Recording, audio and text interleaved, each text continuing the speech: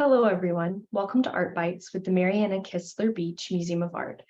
My name is Kathleen Copeland. I'm a gallery teacher here at the museum, and today I'd like to share with you this artwork from the artist Debra Smith titled Separate Conversations.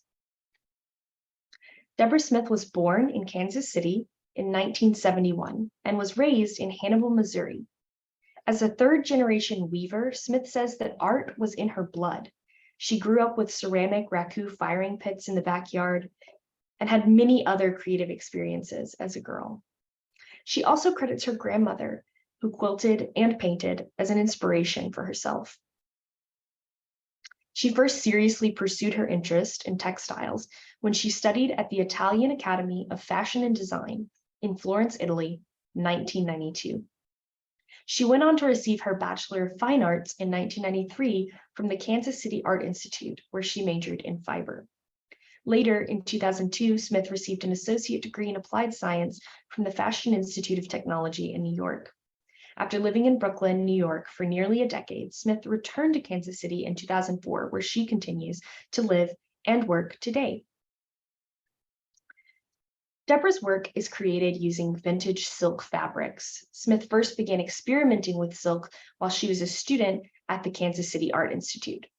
Asiatica, a Kansas City-based fashion design studio which specializes in the reconstruction of antique kimono fabrics into contemporary clothing, would donate remnants of Japanese fabrics to the fiber department there. She used this donated fabric in her textiles and weavings, and after graduation, she actually went on to work as a production assistant at Asiatica for 5 years. Today, the fabrics she uses are mostly silk, sourced from the lining of men's suits as well as kimonos. This fabric is hand-cut and meticulously sewn together using a machine. Each work is intuitively pieced together to create abstract forms. Smith builds each unique work slowly, over hours, days, or even months. Each piece consists of 2 layers of vintage silk that are fused together, finished with a hand-stitched border and mounted to a foam core base before finally framing. This distinctive style of Smith's was developed over years of mindful practice and expression using vintage and reclaimed materials. I want to look now at today's featured piece, Separate Conversations. And while we discuss this work together, I want you to take into consideration a few things. I want you to notice the textures and patterns present in the textiles that Smith uses.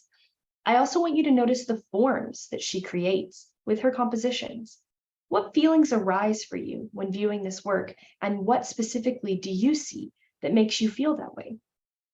How could the title of this piece, Separate Conversations, relate to the visual elements you notice in this piece? This work is just over 3.5 feet in height, measuring at 43.5 inches tall.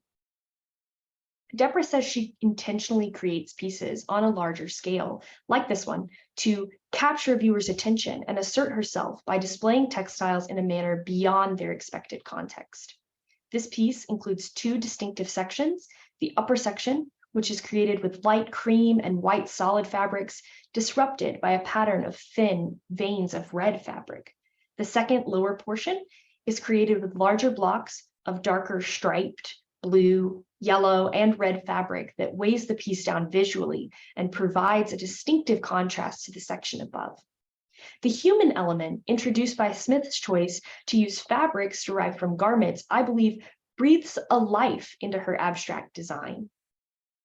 When discussing her body of work, Debra said, "I am not a poet or someone who draws. My use of vintage textiles as a medium brings a history, a weight, a poetry to the work before I even begin to cut, sew, and piece the work back together, allowing the work to intuitively flow through me.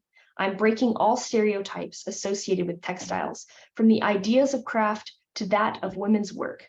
My pieced images have a strong language that is much more similar to that of painting, poetry, and drawing."